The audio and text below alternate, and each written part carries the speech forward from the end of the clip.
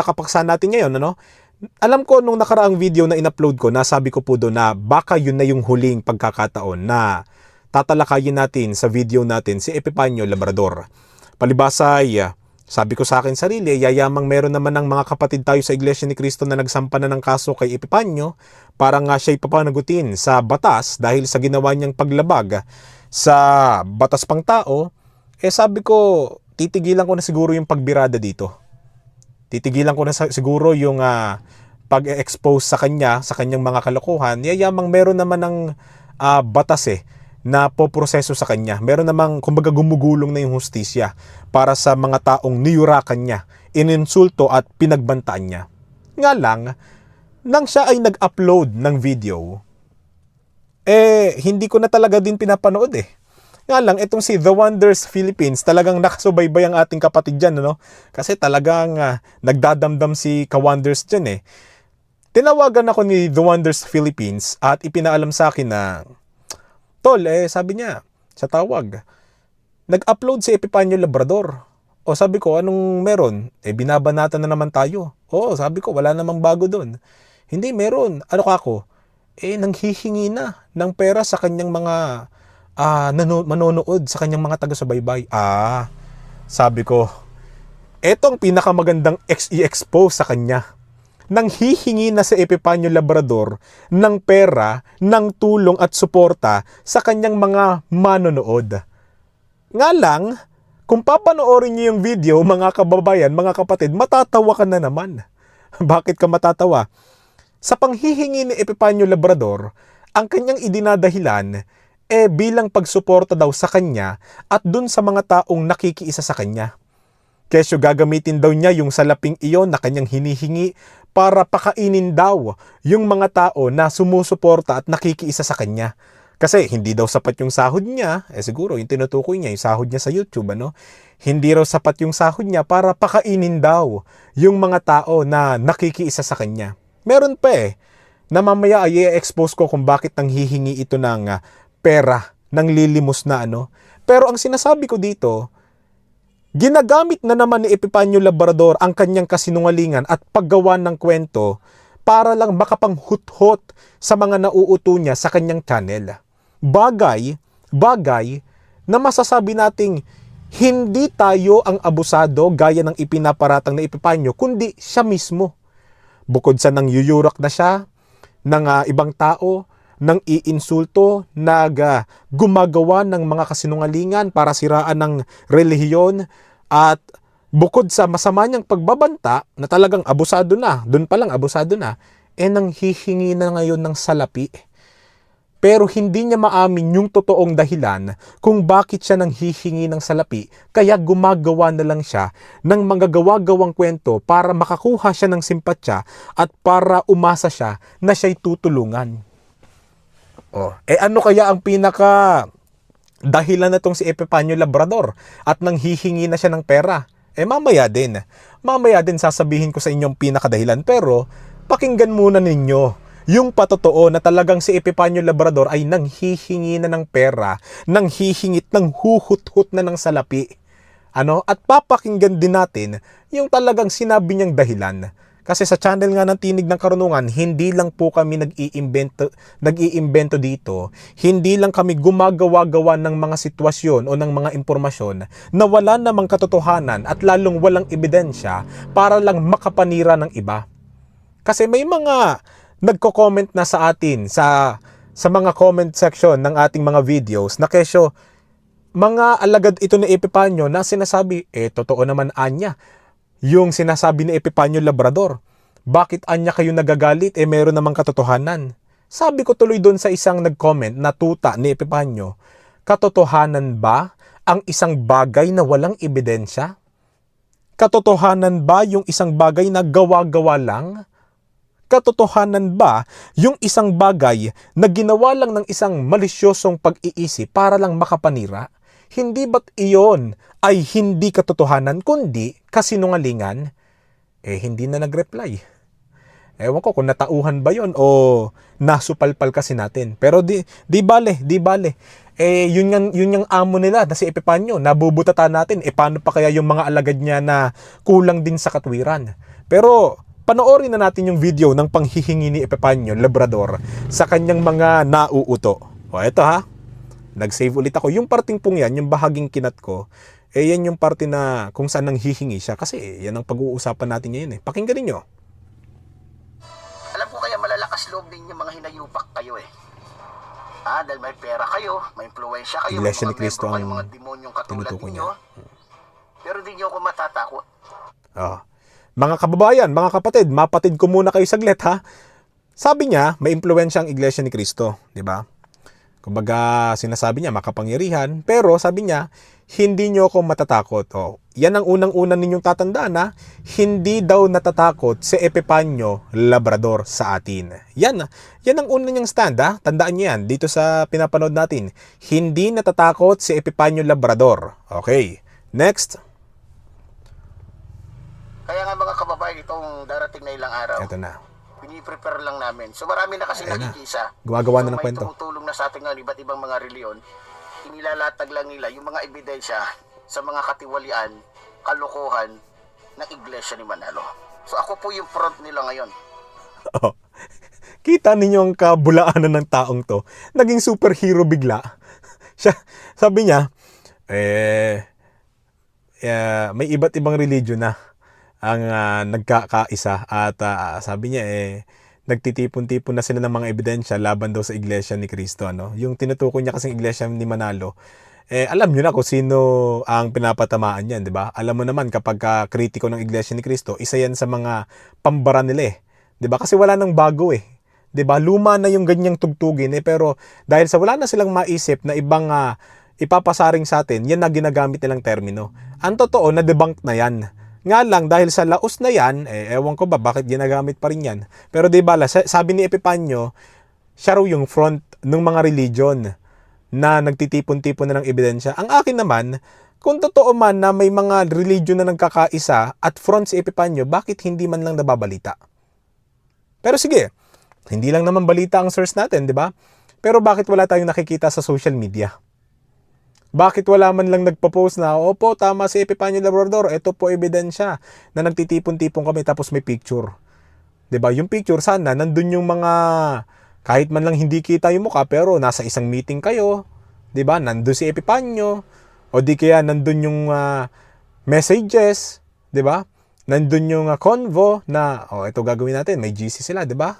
Ganun sana kaso wala Katunayan lang na gumagawa-gawa ng kwento itong taong ito. Di po ba? Bakit gumagawa-gawa ng kwento? Ito, pakinggan ninyo. So, hinihingi ko lang po yung panalangin at suporta po ng ating mga kababayan. So, ngayon po, may mga kasama po ako dito na gusto nilang sumama sa akin. So, syempre, alam niyo naman ang buhay natin.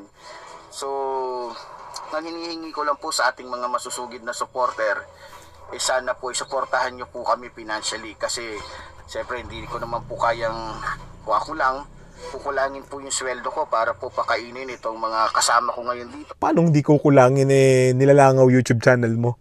Isipin mo, matagal ka na sa YouTube. Samantalang itong Tinig ng Karunungan, Epipanyo, wala pang 10 itong video na in-upload ko dito tapos yung views mo, kung hindi mo tatalakayin ng Iglesia ni Cristo, hindi naman umaabot ng 100,000. Ang totoo, tinapik mo na lahat ang Iglesia ni Cristo. Hindi ka naman umaabot ng 100,000. Kung may umabot mang 100,000 sa'yo, yung unang bugso ng i-insulto mo sa amin. Pero yung mga sumunod, ilan na lang? Hindi umaabot ng 100,000.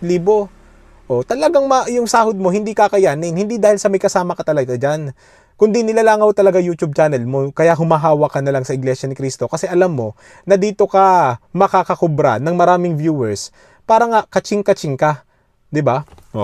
Pero nakita ninyo yung ginagawang pang-mind condition ni Epipanyo Labrador sa mga tao, lalo sa mga nauuto niya. Una, hinanayan niya ng pagkaganda-gandang hanay na kesyo maraming nakikiisa. Pinalabas niya sa taong bayan na marami nang sumisimpatya. Pinapalabas niya sa taong bayan na marami nang kumakampi sa kanya. Bakit niya ginagawa yan? Kasi Gusto niyang ipaunawa sa taong bayan na sa pamamagitan ng paggawa ng mga ganong impormasyon at kwento, akala niya yung mga manonood sa kanya iisipin, totoo tong si Epifanio Labrador kasi marami nang nakikiisa sa kanya. Pero pag tinanong mo ng ebidensya, pagka hiningian mo ng ebidensya, walang maipakita. Bakit? Kasi yung sinasabi niyang grupong nagkakaisa, yung ibang religion na tumutulong sa kanya, wala naman talaga nun. At kung meron mang nauuto, itong taong ito, katulad niya. Katulad niya na ayokong banggitin Bagaman may katotohanan, pero masakit sa pandinig. 'Di ba? Sapagkat ang katotohanan ay talagang masakit pakinggan. Pero yun nga, ang sinasabi ko dito, katulad lang ni Epifanio Labrador, yung mga naniniwala sa kanya. Ito na. Pagkahanay na talagang marami na anyang nakikisimpatya sa kanya para nga ipalabas na totoo yung sinasabi niya, biglang nang hingi. Bukod daw sa panalangin at suporta, baka daw pwede siyang tulungan ng kanyang mga supporter. 'Di ba? Na financially. Kasi daw, yung mga kasama daw niya doon, talagang hindi niya ma-accommodate at lalong hindi niya mapapakain. Ang akin naman, etong si Epifanio, sabi niya, maraming tumutulong sa kanya. 'Di ba? Maraming tumutulong sa kanya. Tapos ngayon, yung mga nakiisa, siya na yung tutulong dapat. Bakit, Epifanio? Anong uri ba yung tumutulong sa'yo? Akala ko ba ikaw ang tinutulungan nila? Bakit sa sinabi mo nung nanghingi ka ng pera, para bang ikaw na yung kailangang tumulong sa kanila? Bakit, Epifanio? Kukup-kupin mo ba yan kung saan ka nakatira? Patitirahin mo ba yan kung saan ka nananahan ngayon? Gagawin mo bang tila kamag-anak yung mga yan na kung saan yung bahay mo magiging bootcamp? Parang ganun ang labas 'di ba? Tapos kailangan mo pang pakainin? Bakit, Epifanio? Akala ko ba ikaw ang maraming taga-simpatya sa'yo at maraming tumutulong? Bakit ngayon naglalabas ka ng ganitong video na humihingi ka ngayon ng tulong pinansyal? Bakit? Kung totoong marami nang sumisimpatya sa'yo, dapat nung una pa lang, humihingi ka na ng salapi para talagang meron kang ipangkain sa kanila. Kaso bakit ka nga lang ngayon nang hihingi? Alam niyo kung bakit, mga kababayan, mga kapatid? Kasi yung mga sinasabi niyang kasama, hindi totoong tao yun. Baka pagka nagbanggit pa ng pangalan to, yung pangalang babanggitin ni Epifanio na kesyo nakikiisa sa kanya, makita mo pa sa sementeryo. Ibig sabihin, patay na. 'Di ba? Ibig sabihin, hindi totoo 'yun. Kasi kung totoo man na talagang maraming sumisimpatya at tumutulong sa iyo, dapat unang bugso mo pa lang sa pangbabatikos mo sa Iglesia ni Cristo, sa pangyuyurak mo sa amin, o baka nga dapat hindi mo pa niyuyurakan ng Iglesia ni Cristo, doon pa lang sa panig mo, kung saan ang tinitira mo mga politiko pa. 'Di ba? Dapat doon pa lang nang hihingi ka na. Bakit ngayon pa? Alam niyo kung bakit, mga kapatid, mga kababayan? Hindi dahil totoong may mga kasama siya, kundi yung pera na makukuha niya sa mga mauuto niya, sa kanyang mahuhututan, gagamitin niya yung salaping yun para magamit kung papaano niya haharapin ang patong-patong na kaso na isinampa sa kanya ng ating mga kapatid dahil sa pangyuyurak, pang-iinsulto at masamang pagbabanta niya sa kapatiran at higit sa lahat sa mahal nating tagapamahalang pangkalahatan. Yan ang totoo, Epifanio Labrador. Hindi dahil sa may sumusuporta sa'yo kaya ka nang hihingi. Kasi kung may sumusuporta sa'yo, bakit ka manghihingi kung ikaw nga ang sinusuportahan, di ba? Kontradiksyon ka, Epifanio. Wag kang maging abusado. Hindi lahat ng tao matatanga mo. Ang totoo, meron ng mga naniniwala sa'yo noon na i-upload mo yung panghihingi mo, nagko-comment na, nagme-message na sa amin, na nakita na yung tunay mong baho at kulay, naamoy na yung baho mo, nakita na yung tunay mong kulay. 'Di ba? Na talagang gumagawa-gawa ka ng mga kwento para lang sa sarili mong kapakanan. Pero di bale, ituloy pa natin para mas masaya. Na hindi naman sasabihin nagba-bodyguard sa akin. Kumbaga parang lang. Talagang nakikiisa lang dahil alam nila. Ang sabi niya, yung mga kasama dyan doon, mga kababayan, mga kapatid, hindi raw nagba-bodyguard sa kanya. Pag sinabi mong bodyguard kasi, may mga armas yan. Yan yung mga taong poprotekta kay Epifanio Labrador ano man ang mangyari. Ibig sabihin, yung mga kasama niya doon, sa lugar niya kung saan siya naroroon, hindi papalag yun, ha? Kumbaga, walang karapatan yun na protektahan si Epipanyo, kundi nakikiisa lang daw. Pag sinabing mo nakikiisa, naniniwala lang sa kanya. 'Di ba? Kasi kapag lumaban yun, at ipinagtanggol si Epipanyo, sa pangunawa ni Epipanyo, bodyguard na yon. Nilinaw niya agad sa bibig niya na nanggaling. Yung mga kasama niya raw doon, hindi naman sa binabodyguard nila ako, pero nakikiisa lang talaga. Tandaan niya na, bukod sa hindi daw natatakot si Epipanyo, wala daw siyang bodyguard o wala siyang mga taong pumoprotekta sa kanya, ha? Kung totoo man yon. Tuloy natin. Nasa tama tayo. No? Sige, may tama ka. So, Ay, patuloy po tayo maglilingkod sa ating mga kababayan. Okay, sa mga kababayan po natin, muli po, sabi ko nga, ang kailangan ko po ngayon, maliban sa inyong panalangin, ay yung konting tulong pinansyal po. Dahil po sa, alam nyo naman, so kailangan din po namin magdagdag ng, alam nyo na. Magdagdag. So, alam nyo, siyempre, alam natin, hindi naman pupunta sa akin yan, walang dalang mga armas yan. Ayun, nakita ninyo? Mga kababayan, mga kapatid, yung pera na yon gagamitin daw nila sa pagbili ng armas. Bagaman walang sinabi si Epipanyo na, alam nyo na, gumaganon-ganon siya, pumaplay safe siya. Pero siya na rin ang nagsabi Alam naman natin na pag pumunta daw ang mga tao doon, alam daw niya na hindi pwedeng walang armas yun. Ibig sabihin, yung gagamitin niyang pera, pambilian niya ng armas para panlaban. Tuloy pa natin. Ulitin nga natin yun para malinaw. So alam mo, siyempre, alam natin, hindi naman pupunta sa akin yan, walang dalang mga armas yan. Yung mga yan. So, yung iba kasi mga kasama natin dito, baka kulangin. Walang bodyguard yan, ha? Handa kami. Hindi raw bodyguard. So, ano mang mangyari, pinapasa Diyos na lang natin. Pero isa lang masasabi ko, handa kami. At Nakita na ninyo, mga kababayan, mga kapatid, kung gaano talaga kasinungaling ang taong yan. Ha? Wala daw siyang bodyguard. Pero, meron silang mga armas, yung mga kasama niya. Para pagka, kumbaga, may sinugod daw sila, handa daw sila. 'Di ba? Yun ba yung hindi natatakot? Epipanyo Labrador? Yun ba yung ipinagpapasa Diyos na lang? Kasi kami talagang ipagpapasa Diyos ka namin sa paanong paraan. Idadaan namin sa legal na proseso na na kinasuhan ka na at kakasuhan ka pa. Ngayon, yung batas, yun na yung bahala sa'yo. Pero hindi kami katulad mo na kesyo, pupuntahan ka dyan, hahantingin ka at bibirahin ka, babawian ka ng buhay. Hindi ganun yun. Ikaw lang may sabi nun. Kung may pupunta man sa'yo dyan na nakaarmas, mga otoridad yon para pag nanlaban ka. 'Di ba? Hindi pong pag binabasan ka ng Miranda rights, umalma ka, di at least, 'di ba? Meron silang pangprotekta yung mga otoridad natin kasi alam na nila yung ugali mo 'Di ba?